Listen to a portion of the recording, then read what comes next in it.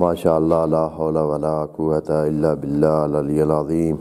اعوذ باللہ من الشیطان الرجیم، بسم اللہ الرحمن الرحیم۔ الحمد للہ وکفی والصلاۃ والسلام علی عبادہ الذین اصطفیٰ، اما بعد فرب اشرح لی صدری ویسر لی امری واحلل عقدۃ من لسانی یفقہوا قولی وقل رب ادخلنی مدخل صدق واخرجنی مخرج صدق واجعل لی من لدنک سلطانا نصیرا۔ بسم اللہ وباللہ وتوکلت علی اللہ۔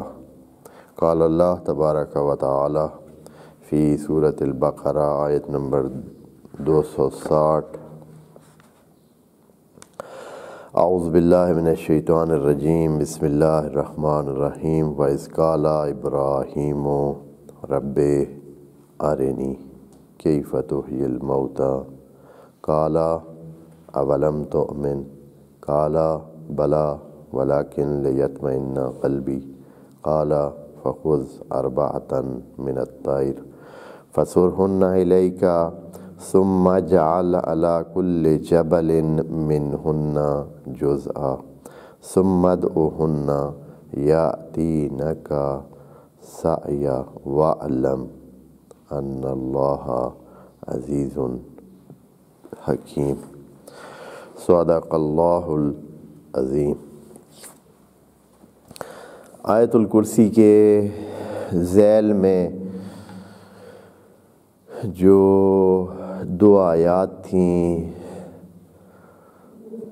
ایک آیت میں لا اکراہ فی الدین، اور جو تیسری آیت تھی اللہ ولی الذین آمنوا،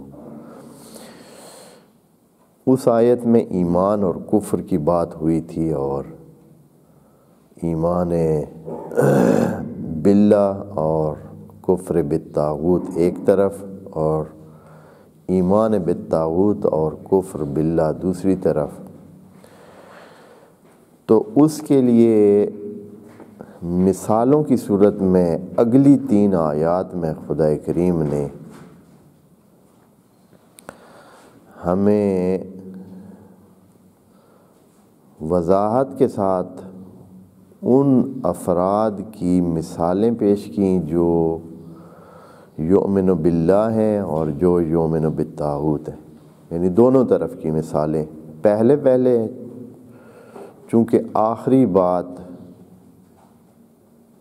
مربوط تھی والذین کافروا کے بارے میں، تو پہلے مثال دی اس بندے کی جو جناب ابراہیم کے ساتھ محاجے پہ آ گیا، بحث اور تکرار پہ آ گیا، تو وہ مثال اللہ تعالیٰ نے پیش فرمائی۔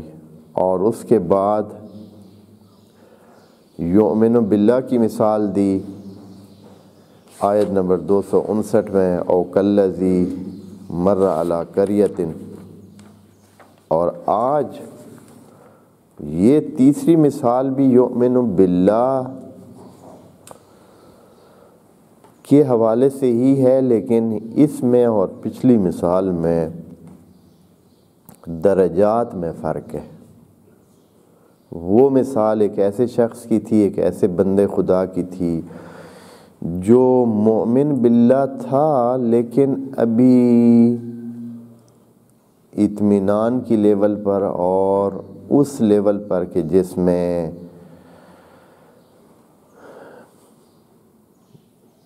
ذہن میں بالکل کسی قسم کی سوال انگیز صورتحال نہ ہو، ایسے نہیں تھا۔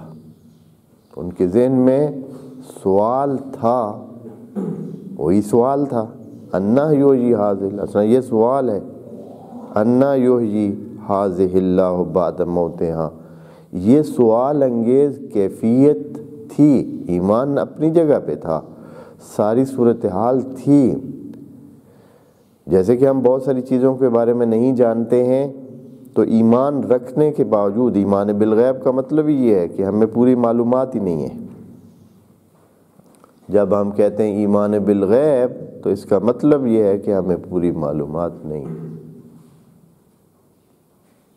تو ہم ایمان بالغیب سب رکھتے ہیں، اور وہ بندے خدا بھی ایمان بالغیب بھی رکھتے تھے، اور بلکہ ایمان بالغیب میں بھی اچھے خاصے درجات پر ہوں گے،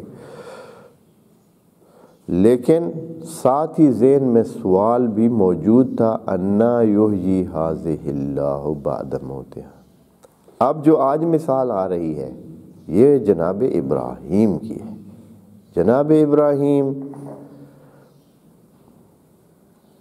ایمان کے اور معرفت کے اور علم کے اعلیٰ مقامات پر فائز ہیں، اور بہت ساری چیزوں کو بہت اچھی طرح یقین کے ساتھ جانتے ہیں اور مانتے ہیں۔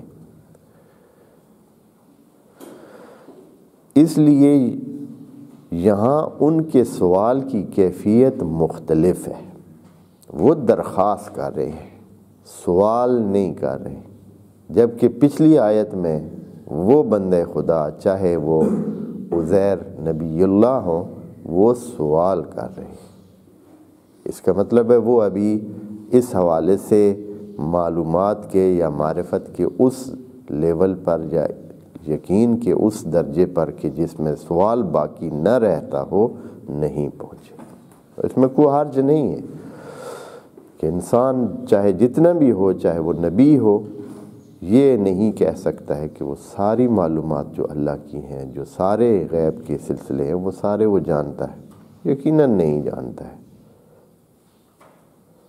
تو یہ کوئی مسئلہ نہیں ہے، کیونکہ میں اس لیے یہ بات کہہ رہا ہوں کہ بعض مفسرین مثلا اس میں پڑھ گئے ہیں کہ وہ نبی اللہ تھے، اگر عزیر تھے تو پھر جناب عزیر تھے تو پھر یہ کیسے ہو سکتا ہے کہ ایک نبی کو اتنا ایمان بھی نہ ہو کہ اللہ جو ہے وہ زندہ کر سکتا ہے یا نہیں۔ تو یہ ایسی بات نہیں ہے، ان کے ذہن میں یقین کے بعد بھی سوالات تھے، اور علم بالغیب تو سارے نہیں رکھتے ہیں، اور اگر کوئی رکھتا بھی ہے تو سارے علم غیب نہیں رکھتا ہے، کچھ علم غیب جو اللہ تعالیٰ چاہتا ہے کسی کو عطا فرما دیتا ہے۔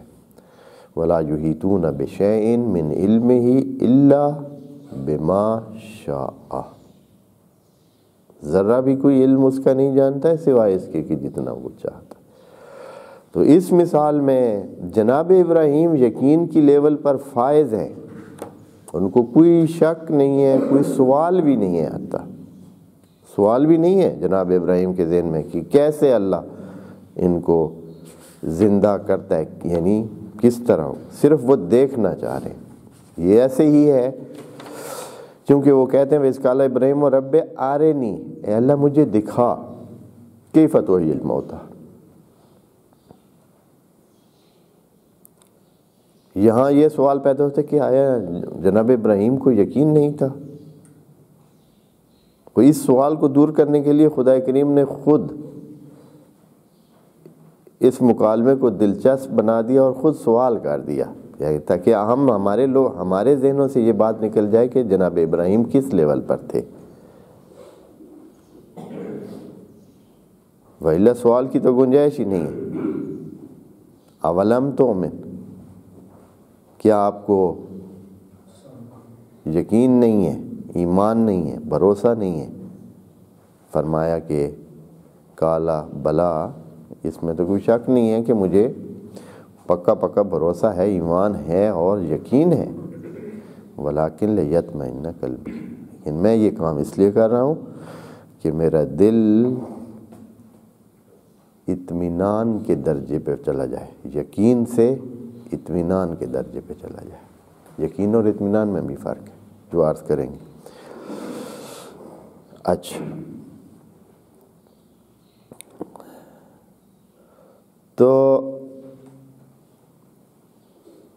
جناب ابراہیم کی جو کیفیت ہے وہ سوال کی نہیں ہے، صرف درخواست ہے کہ اے اللہ مجھے وہ صورتحال دکھا کہ زندہ کو تو کس انداز میں بلائے گا یا کیا کرے گا، کس طرح بلائے گا، کس طرح اٹھائے گا، کس طرح زندہ کرے گا، یہ جو مر جاتے ہیں ان کو کیسے زندہ کرے گا۔ بس یہ سوال کا جو انداز ہے اس سے پتہ چلتا ہے کہ جناب ابراہیم یک طرفہ طور پر، یعنی وہ جو سوال اس کے وقت، شک کے وقت، یا انسان کو جب معلومات نہیں ہوتی ہیں تو ایک شک کی کیفیت ہوتی ہے کہ یہ یا وہ، اس طرح کی صورتحال نہیں ہے۔ یک طرفہ درخواست کر رہے ہیں، ربے، اے میرے رب، آرنی، مجھے دکھا، کیفہ تحیی، جس طرح۔ اب کیفہ کا معنی کیا ہوتا ہے؟ کیفہ کا معنی ہوتا ہے کہ کس طرح، دوسرا معنی کیفہ کا یہ ہوتا ہے کہ جس طرح۔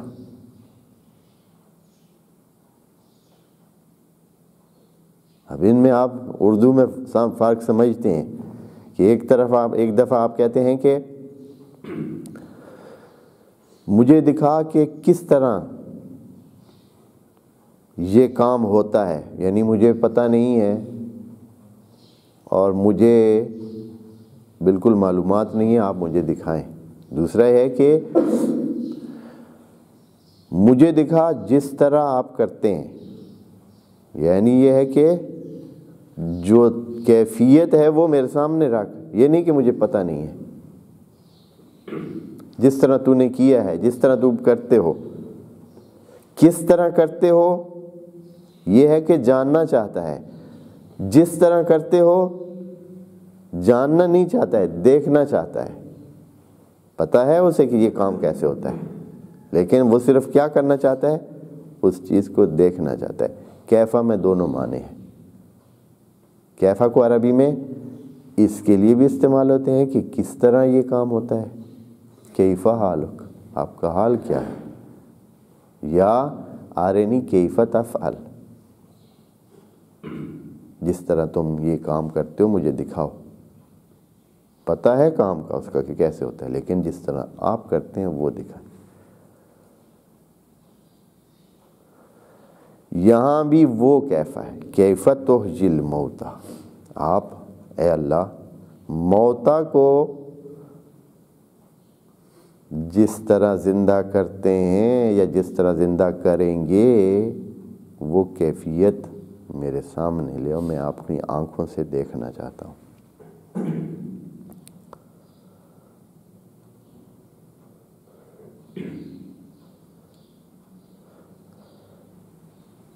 یہاں جو ہمارے ذہن میں یہ سوال آتا ہے کہ آیا جناب ابراہیم کو ایمان نہیں تھا، تو فوراً خدا کریم نے اس مسئلے کو سیٹ کرنے کے لیے، اور یہ کہ یہ چیز ہمارے ذہنوں میں حل ہو جائے، اور جناب ابراہیم جن کو خدا کریم نے ایک آیت میں فرمایا ہے کہ وَكَذَلِكَ نُورِيَ ابراہیم ملکوت السماوات والارض، جناب ابراہیم کو ہم نے ملکوت السماوات والارض، ہم ان کو دکھاتے ہیں۔ نوریہ یعنی ہم دکھاتے رہتے ہیں ان کو، یہ کوئی ایک دن کا واقعہ نہیں ہے۔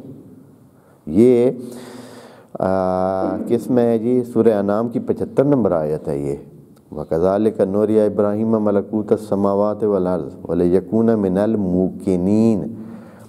نوریہ ملکوت السماوات والارض یعنی اس کی کلیات جو ہیں وہ جناب ابراہیم کو دکھائی جاتی تھیں۔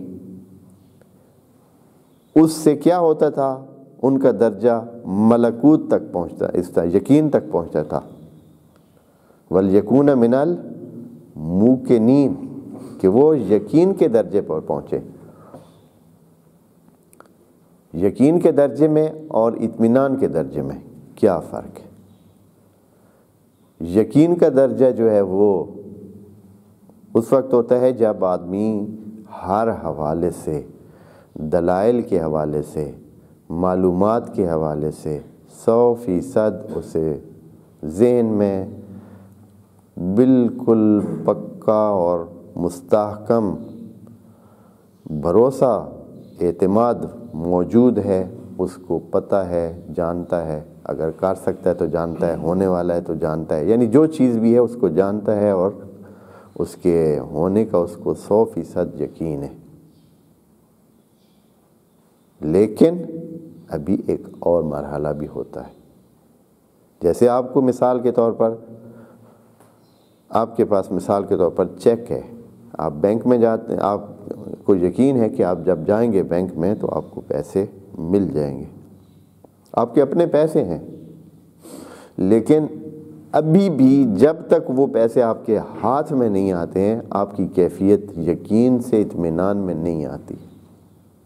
چلیں اور مثال عرض کرتا ہوں۔ آپ کو پتہ ہے آپ نے ساری کتاب پڑھی ہوئی ہے، بالکل تیاری امتحان کی 100% کی ہے، اور آپ کو یقین ہے کہ جس انداز میں مجھے فر کتاب آتی ہے میرے اچھے نمبر بھی ہوں گے۔ آپ امتحان بھی دے چکے ہیں، آپ کو یقین ہے کہ آپ کے اچھے نمبر ہوں گے، آپ پاس بھی ہوں گے، اچھے نمبر بھی ہوں گے، لیکن اطمینان کب ہوگا؟ ہاں، جب رزلٹ آئے گا، نمبر آپ کے سامنے آئیں گے۔ یا یہ کہ مثلاً کوئی آپ کا آنے والا ہے مسافر، اس نے ٹکٹ کرائی ہوئی ہے، وہ ہر وقت ٹائم پہ آ جاتا ہے، سارے سلسلے ہو جاتے ہیں، سارے بالکل ٹکٹ بھی ہے، جہاں سارے سفر بھی آرام سے ہو رہا ہے، کوئی کسی کے مسئلہ نہیں ہے، عام روٹین کے سارے سلسلے چل رہے ہیں، مسافر نے آ جانا ہے، لیکن اللہ پہ توکل کر کے آپ کو یقین بھی ہے کہ آ جائے گا، لیکن وہ جو اندر آپ کے بالکل سکون کی کیفیت حاصل ہوگی وہ کب ہوگی؟ جب وہ مسافر آپ کے پاس پہنچ جائے گا۔ یہ ساری مثالیں اس لیے دے رہا ہوں کہ آپ کو یقین اور اطمینان میں جو دو فرق ہے اس کا پتہ چلے۔ جناب ابراہیم یقین کی لیول پر تھے کہ اس آیت میں، وہ جو دوسری آیت ہے سورہ انعام کی 75 نمبر آیت میں ہے، وَلِيَكُونَ مِنَ الْمُوقِنِينَ كَذَلِكَ نُرِيَ آیات كَذَلِكَ نُرِيَ ابراہیم ملکوت السماوات والارض۔ ملکوت یعنی حقائق سماوات و عرض تو جناب ابراہیم کو اکثر دکھائے جاتے تھے، لیکن جناب ابراہیم کون سے درجے پہ فائز ہونا چاہتے تھے؟ اطمینان کے درجے پر، اور اس آیت کا مخاطب بننا چاہتے تھے جس میں اللہ تعالیٰ نے فرمایا یا ایتھا النفس المطمئنہ ارجعی الی ربک راضیۃ مرضیہ۔ اس لیے جناب ابراہیم نے یہ دیکھنا چاہا۔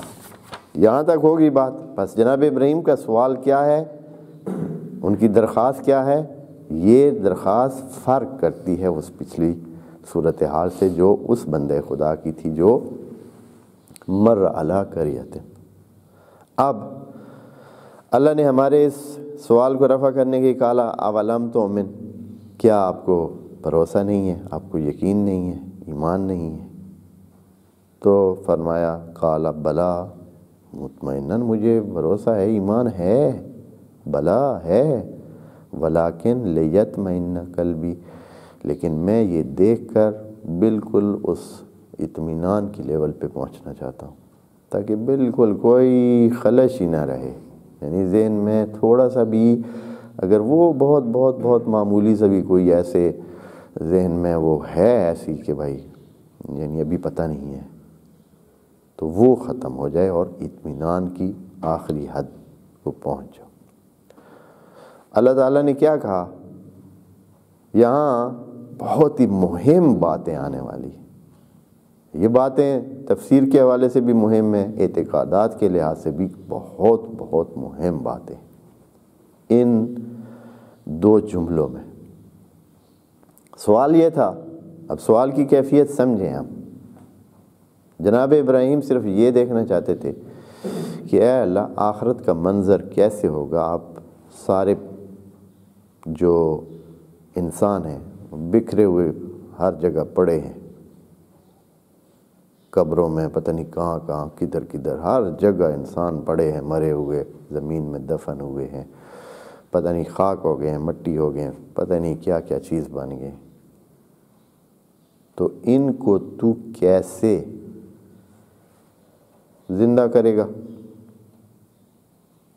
کیسے ان کو زندگی دے گا، تیرا کیا لگے گا، اس میں کیفیت تیری کیا ہوگی؟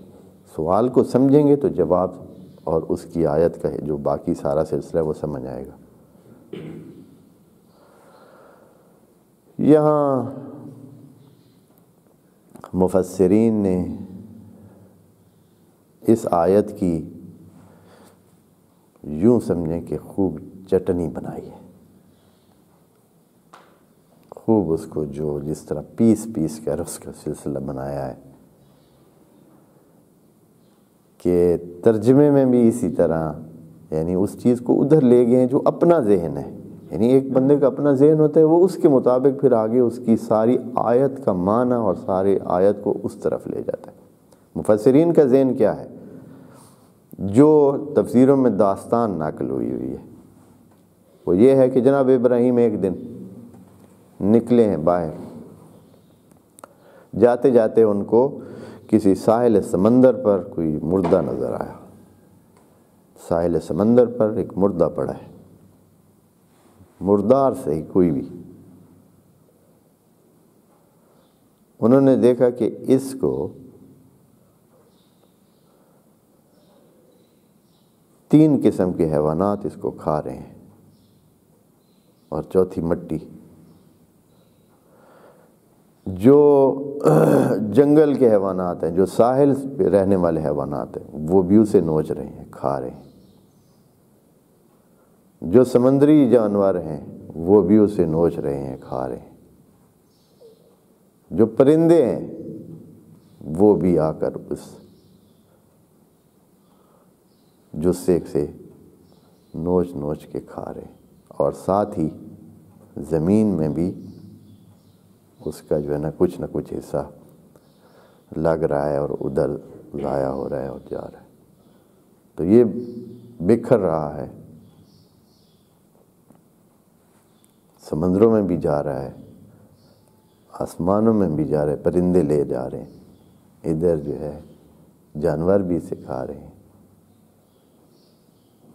یہ تصویر ذہن میں رکھ کر اب اس کو وہ جو ہے نا پھر انہوں نے اس آیت کا معنی کیا، جبکہ آیت میں کوئی الفاظ اس طرح کی چیزیں یا یہ ساری چیزیں موجود ہی نہیں۔ جو اللہ نے طریقہ کار بتایا اس میں بھی موجود نہیں۔ تو انہوں نے کہا کہ اللہ نے یوں فرمایا جناب ابراہیم کو کہ خذ اربعۃ من الطیر، کہ آپ نے اگر دیکھنا ہے کہ میں کیسے مردوں کو زندہ کرتا ہوں، سوال تو یہ تھا نا، تو 4 پرندے پکڑ لیں آپ۔ یہ جو لفظ فسور ہونا آگے ہے، اس میں فسور ہونا کا معنی انہوں نے یہ کیا ہے، ایک ہی لفظ ہے، زیادہ لفظ ہیں ہی نہیں، صرف فسور ہونا۔ یہ ساورا سے ہے جس سے صورت ہوتی ہے۔ اس کا معنی ہے کہ کسی چیز کو اس طرح ڈھالنا کہ وہ آپ کی مرضی کے مطابق ہو جائے، یا جو چیز آپ بنانا چاہتے ہیں یا جس طرف لے جانا چاہتے ہیں۔ انہوں نے اس کا معنی کیا ہے کہ جناب ابراہیم کو حکم ہوا ہے کہ آپ وہ پرندے پکڑیں، ان کو ذبح کریں، اور پھر ان کو چٹنی کی طرح کوٹ کر صحیح مکس کریں، قیمہ بنا کر ان کو صحیح مکس کریں، اور مکس کر کے پھر ہر پہاڑ میں اس کا جو وہ بن گیا ہے ملغوبہ سا، اس کو ہر پہاڑ پہ کچھ نہ کچھ اس کا حصہ رکھیں، اور پھر بلائیں تو پرندے بن کے آپ کے پاس آئیں گے۔ یہ طریقہ ہے۔ یہ چیز اس ایک لفظ سے، فسور ہونا سے، اور اس سے سمجھیے انہوں نے۔ جبکہ خدا کریم جو چیز کہہ رہا ہے وہ یہ ہے، یہ تو ناکافی معنی ہے، فسور ہونا الیک، میں ابھی اس کو پورا کر لوں، ان کے جو مفسرین کی طرف سے موجود ہے سلسلہ، فسور ہونا الیک۔ اب الیکا کو بھی انہوں نے توجہ نہیں کی، حالانکہ الیکا کا جو الہ ہے، الہ جو حرف جر ہے، یہ تب اس کے ساتھ کوئی فعل متعدی ہوتا ہے جب یہ اس شخص کی طرف ایک عرصے میں یہ کام ہو، ایک ٹائم لگتا ہو، ایک سلسلہ ہو، پھر ایک لمبائی میں ایک کام ہے۔ الیکا اپنی طرف، فسور ہونا الیکا، اس سے کیسے معنی ہم لے سکتے ہیں کہ ذبح کرنے کا حکم ہے، پھر ان کو پیسنے کا حکم ہے، پھر ان کو آپس میں مکس کرنے کا حکم ہے، اور پھر جا کر اس کو جو ہے پہاڑوں پہ ان سے حصے رکھنے کا۔ لیکن انہوں نے یہی سمجھا ہے. کہاں سے نکالا ہے؟ چونکہ ان کی ذہن میں وہ تصویر تھی کہ کیسے ان 4 پرندوں کو آپس میں مکس کیا جائے. یعنی ان کے ذہن میں یہ تھا کہ ہم نے یہ مسئلہ حل کرنا ہے کہ اللہ تعالیٰ ان مکس چیزوں کو علیحدہ کیسے کرے گا، کیونکہ مکس تو ہو گیا نا، جدا بھی ہو گیا اور مکس بھی ہو گئے. یعنی وہ ایک مردار یا ایک لاش جو ہے وہ بکھر بھی گئی اور پھر آگے جا کر مکس ہو گئی 100 چیزوں کے ساتھ. زمین والی زمین کے ساتھ مکس ہو گئی، پرندوں والی ان کے ساتھ، اور ان کے پھر آگے کیا کیا چیز پھر کہاں کہاں بیٹھے کیسے ہوا، آگے ان کے خون میں بس گئی جات اس طرح.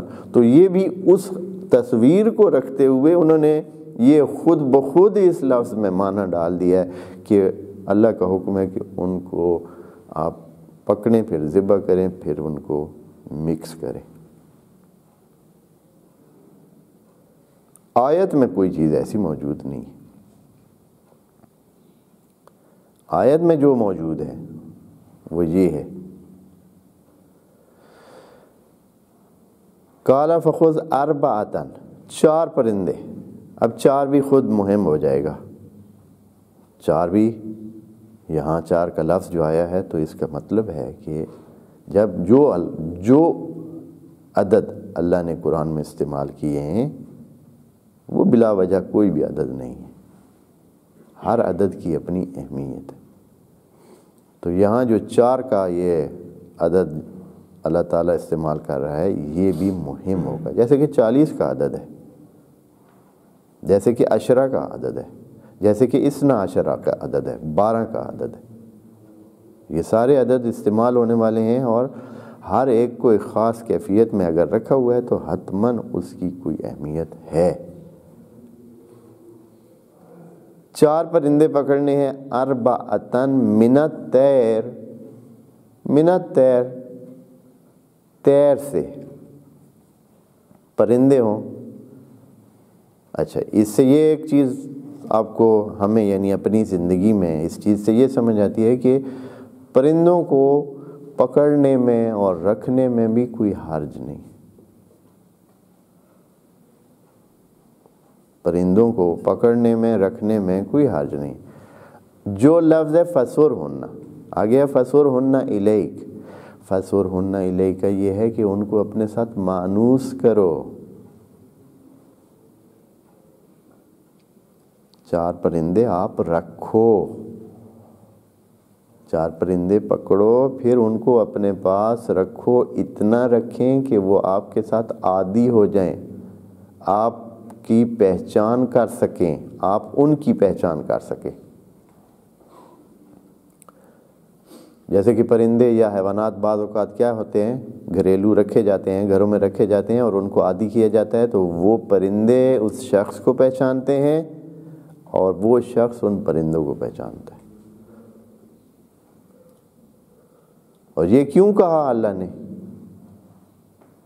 کہ ان کو مانوس کرو. فسرنا کا مطلب نہ ذبح کرنا ہے، نہ ہی ان کو پیسنا ہے، نہ ہی ان کو مکس کرنا ہے، نہ قیمہ بنانا ہے کچھ. فسر ہونا یعنی ان کو اپنی طرف متمائل کرو، اپنے ساتھ مانوس کرو.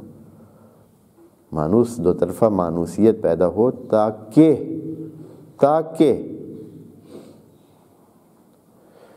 جب آپ کے پاس دوبارہ وہ آئیں تو آپ کو یہ پتہ چل سکے کہ یہ وہی پرندے ہیں. ویلا آپ مثلاً 4 پرندے پکڑ کے ان کو مکس کر کے قیمہ بنا کے مکس کر کے آپ ادھر ادھر رکھ آتے ہیں. خوب آپ پھر پہاڑوں پہ رکھنے، پہاڑوں پہ جو رکھے گا تو یقیناً وہ خود تو دور ہوگا. ادھر پہاڑ پہ رکھ کے تو ادھر سے آواز نہیں دینی کہ ہاں بھائی آ جا میرے پاس. مطلب یہ ہے کہ آپ پہاڑوں سے نیچے اتر آئیں، دور کہیں بیٹھیں گے، وہاں سے آپ بلائیں گے تو کیا پتہ کہ یہ وہی پرندے ہیں. مسئلہ تو تب حل ہوتا ہے کہ وہی پرندے زندہ ہو کے آئیں نا. تو اگر پرندے آپ کے مانوس نہیں ہیں، آپ نے مثال کے طور پر کبوتر پکڑا ہے، مور پکڑا ہے، مرغا پکڑا ہے، کوئی اور چوتھا وہ پکڑا ہے، اور پھر آپ وہاں جا کر رکھ آئے ہیں، جب آپ نے بلایا ہے تو آپ کے پاس 4 مثلا پرندے اسی ٹائپ کے آ گئے ہیں، تو آپ کو کیا پتہ چلے گا کہ یہ وہ ہیں یا دوسرے ہیں؟ جب تک آپ ان کے ساتھ مانوس نہ ہو، جب تک کہ آپ ان کو پہچان نہ کریں، وہ آپ کو پہچانا، کوئی یقین نہ آئے کہ بھئی یہ وہی ہیں یا اللہ نے اپنے حکم سے اور پرندے بھیج دیے۔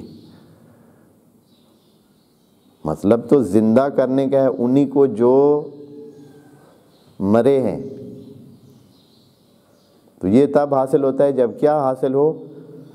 مانوسیت حاصل ہو۔ بس مانوسیت بہت مہم چیز ہے، اور اس سے ساتھ آپ اسی فسرہن سے کتنے سبق اور بھی آپ کو مل جاتے ہیں کہ بس پرندوں کو اپنے ساتھ مانوس کرنا اور ان کو گھروں میں رکھنا مانوسیت کی حالت میں، نہ صرف پرندوں کو بلکہ حیوانات کو بھی پھر اسی طرح ہوگا کہ یہ ایک جائز عمل ہے۔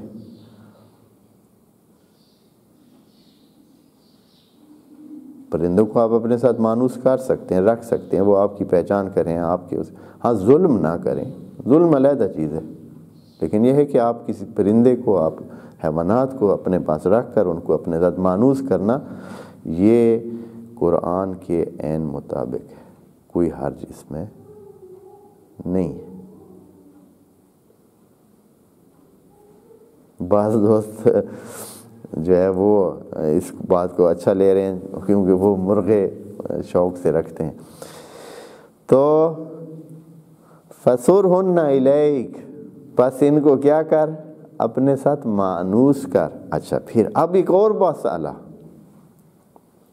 جو خدا کریم فرما رہے آیت میں وہ اور ہے، اور جو بات ابھی تفسیروں میں موجود ہے وہ بالکل ہی اور ہے۔ اچھا پھر کیا کر؟ فَسُرْهُنَّ، ان کو اپنے ساتھ مانوس کر لیا، ثُمَّ اجْعَلْ، یہاں خدا کریم نے کچھ بھی نہیں کہا ہے کہ ان کو تو ذبح کر کے پھر مکس کر کے پھر ان کی جیسے وہ چٹنی کی طرح کوٹ کوٹ کے جو ہے وہ ان کو مکس کر۔ یہ ساری چیزیں خود مفسرین نے اپنے اس میں سے ڈالی ہیں۔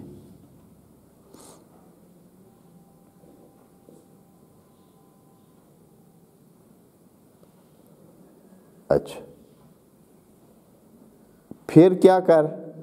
فَسُرْهُنَّ إِلَيْكَ ثُمَّ اجْعَلْ عَلَى كُلِّ جَبَلٍ مِّنْهُنَّ جُزْءًا، پھر ہر پہاڑ پر ان میں سے ایک جز رکھ۔ یہ جز بہت مہم ہے۔ اللہ تعالیٰ نے یہ نہیں کہا کہ، دیکھیں قرآن میں 2 لفظ ہیں جو کل سے ہٹ کر استعمال ہوتے ہیں، ایک ہوتا ہے کل، وہ تو سارے کا سارا ہوتا ہے، پھر اس کے بعد ایک ہوتا ہے جز، ایک ہوتا ہے بعض۔ دونوں لفظ قرآن میں استعمال ہوتے ہیں، لیکن جز کا معنی اور ہوتا ہے، بعض کا معنی اور ہوتا ہے۔ جیسے کہ اس میں ہے وہ جو پیچھے آیت پڑھی تھی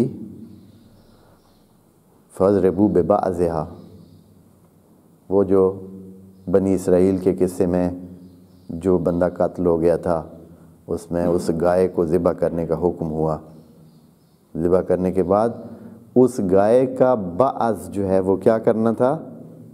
اس لاش کے ساتھ اس کو مس کرنا تھا تاکہ وہ اٹھ کر بتائے کہ اس کو کس نے قتل کیا۔ وہاں بعض تھا، یہاں اللہ فرما رہے جز۔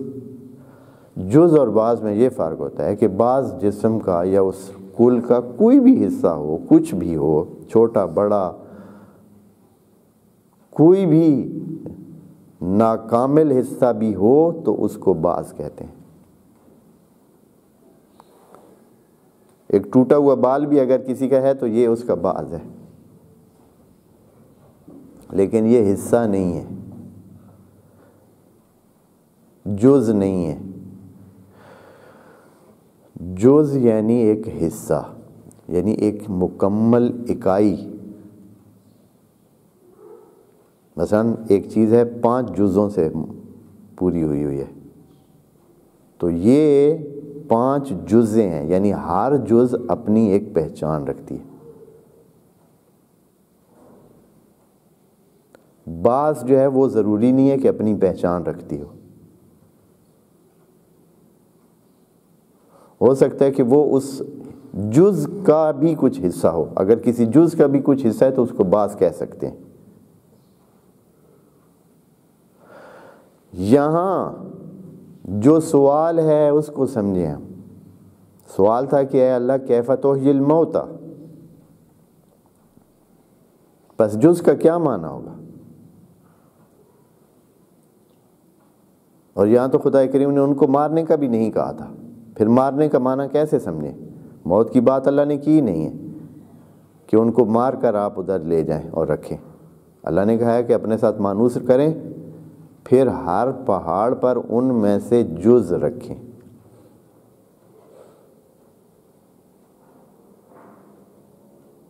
ذرا اس داستان کو اور گہرائی میں ذرا سوچیں، پھر آپ کو سارا مطلب سمجھ آئے گا۔ جز کہہ رہا ہے انسان کے ہوتے ہیں دو، انسان دو چیزوں کے مجموعہ ہے۔ باقی مفسرین کی بات میں پہلے کر چکے ہیں، انہوں نے کہا ہے کہ اسی کو کیا کرنا ہے، سارے کو ایسے مکس کر کے کیما بنا کے مکس کر کے پھر ان کے کچھ حصے ہر پہاڑ پہ رکھنے۔ لیکن جو چیز قرآن سے سمجھ آ رہی ہے، جو چیز سمجھنے کے قابل ہے، وہ دھیان کرنے کے قابل ہے، وہ یہ ہے، خدا کریم فرما رہا ہے کہ ان کی ایک جز، ان میں سے ایک جز ادھر رکھنی ہے۔ کوئی بھی زندہ چیز ہے، اس میں 2 اجزاء ہیں، جو مرکزی اجزاء ہیں 2 ہیں، ایک جز ہے جسم، ایک جز ہے روح۔ 2 اجزاء پہ مشتمل کوئی بھی زندہ چیز ہوتی ہے۔ سوال بھی یہ ہے کہ اے اللہ تو زندہ کیسے کرتا ہے، یعنی جدا شدہ روح کو اس میں کیسے ڈالتا ہے؟ سوال اس سارے کہ اے اللہ اس ساری تباہ شدہ اور مٹی شدہ اور مکس شدہ اور پتہ نہیں کیا کیا ان کو کیسے جدا کرتا ہے، اس ساری کیفیت کو جاننے کا سوال نہیں ہے، صرف سوال ہے کیف تحیی الموتى، جو مرا ہوا ہے اسے زندہ آپ کیسے کرتے ہیں۔ صرف زندگی اور موت کی بات ہے۔ یہاں سے اللہ فرما رہا ہے کہ ان پرندوں کی ایک جز جا کر ادھر رکھ دو۔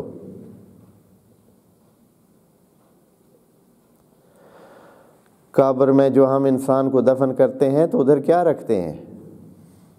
ایک جز اس کا ادھر رکھتے ہیں، دوسرے کا ہمیں پتہ ہی نہیں ہوتا وہ کدھر ہے۔ جسم کو رکھ دیتے ہیں، روح کا ہمیں پتہ نہیں ہے کہ وہ کدھر ہے، روح اللہ نے سنبھال لیا ہے۔ اللہ فرما رہا ہے کہ ایک جز جا کر ادھر پہاڑوں پہ رکھیں، یعنی یہ ہے کہ ان کی جو یقیناً اس سے خود ہمیں سمجھ آ جاتی ہے کہ موت ان کو دینی ہے، پرندوں کو مارنا ہے، پرندوں کو موت دینی ہے، پھر اس کے جو دوسرا حصہ ہے یعنی وہ جو جسم ہے وہی جز ہے، یہ جسم جا کر پہاڑوں پہ رکھنا ہے۔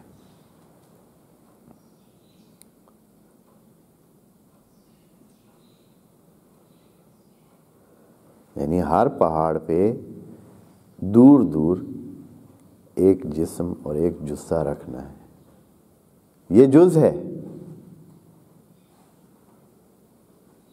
اب جو وہاں رکھ دیا تو یہاں ہی تو مین چیز پیدا ہوگی، جو چیز جناب ابراہیم علیہ السلام کو سمجھانی تھی اور بتانی تھی اور ان تک پہنچانی تھی، وہ یہ ہے یہاں کہ اللہ نے ان میں وہ طاقت ان کو دے دی جو خدا خود استعمال کرے گا۔ وہ کیا ہے؟ پہاڑ کتنے دور ہوتے ہیں، اس کا مطلب یہ ہے کہ وہاں تک آواز تو جناب ابراہیم کی جا نہیں سکتی۔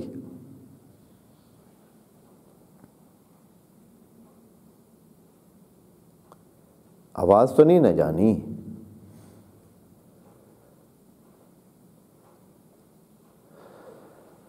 بس ان کے پاس وہ طاقت ہوگی کہ وہ بلائیں گے. پس ان کے پاس جو چیز ہوگی وہ روح ہوگا، یعنی روح والا حصہ جز ادھر رکھنی ہے تو دوسرا حصہ اللہ نے ان کے ساتھ قائم کیا ہوگا یا ادھر ہی ہوگا.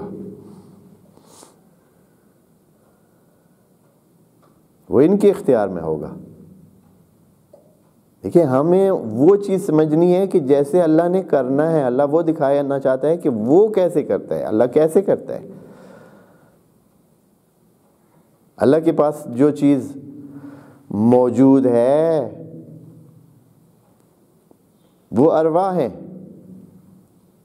وہ حصہ ایک ادھر موجود ہے، دوسرا حصہ ادھر ہے. تو جیسے ہی اس حصے کو بلائے گا، جناب ابراہیم کس کو بلائیں گے؟ وہ پہاڑوں پہ دور کہیں پڑی ہیں چیزیں، یہاں سے وہ ان کی آواز بھائی ادھر جاتی ہے. ان مثلا وہ جو فرض کریں کہ چاہے وہ جثہ ہو، چاہے کیما ہو، چاہے جیسے بھی جس صورت میں اس تک آواز تو نہیں جاتی. اللہ فرما رہا ہے ادعوہن، ان کو بلانا ہے تو نے. تو کس کو بلائے گا؟ جناب ابراہیم کیسے بلائیں گے؟ وہ تو فرض کریں کہ مردہ ہے. اگر جثہ پڑا ہے پورا، جیسے ہم نے مانا کیا جز کا کہ ایک ایک جثہ ادھر انہوں نے رکھ دیا ہوگا، یا جیسے باقی سب نے کہا ہے کہ اس کا مطلب ہے کیما بنا کے ادھر رکھ دیا گیا. تو ان کی آواز تو کدھر جانی؟ ان کی آواز کس نے سننی ہے؟ آیا اس جو ادھر گوشت پڑا ہے اس نے سننی ہے؟ پسید کی آواز کس نے سننی ہے؟ اس کی آواز تو خدا کریم کے حکم سے جب یہ ایک جز ادھر رکھ رہے ہیں تو دوسری جز خدا کریم نے ان کے ساتھ قائم کر دی ہے. یعنی جو ان کا روح ہے، جو ان میں روح ہے وہ ادھر موجود ہے. جناب ابراہیم ادھر بیٹھ کر کہیں گے کہ ہاں بھائی او کبوتر، یا جو بھی انہوں نے نام رکھا ہوگا. جب مانوس ہوں گے تو یقیناً انہوں نے نام رکھا ہوگا. مانوس کرنے کا مطلب یہ ہے کہ جب آپ کوئی چیز رکھتے ہیں، جو حیوانات میں سے کوئی چیز بھی اپنے ساتھ مانوس کرتے ہیں، تو پھر اس کو بلانے کے لیے آپ اس کا کوئی نام رکھتے ہیں، پھر وہ اسی نام سے اپنے آپ کو پہچانتا ہے. مثلاً آپ کہتے ہیں ہاں بھائی وہ فرض کریں کہ ڈبو آ جا، ہاں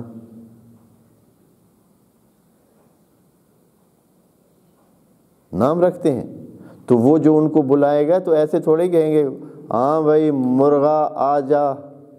مرغا نہیں، وہ تو انہوں نے جو نام رکھا ہوگا وہ نام لیں گے تو تب وہ بلائیں گے نا اس کو، تو وہی آئے گا. اور وہ جو ہے کیسے، وہ ایک جو چیز خدا کریم بتانا چاہتا ہے کہ اللہ تعالیٰ جب ان مردوں کو زندہ کرے گا تو وہ یہی ہوگا کہ وہ کہے گا کہ زید، وہ زید کا پتہ ہے، زید کا روح اللہ کے سامنے ہے، اللہ کی اس میں ہے.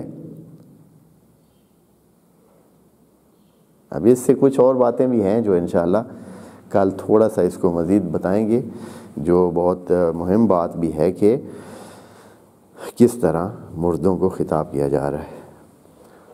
خدا کریم ہمیں سمجھنے میں مدد فرمائے. والسلام علیکم ورحمۃ اللہ وبرکاتہ.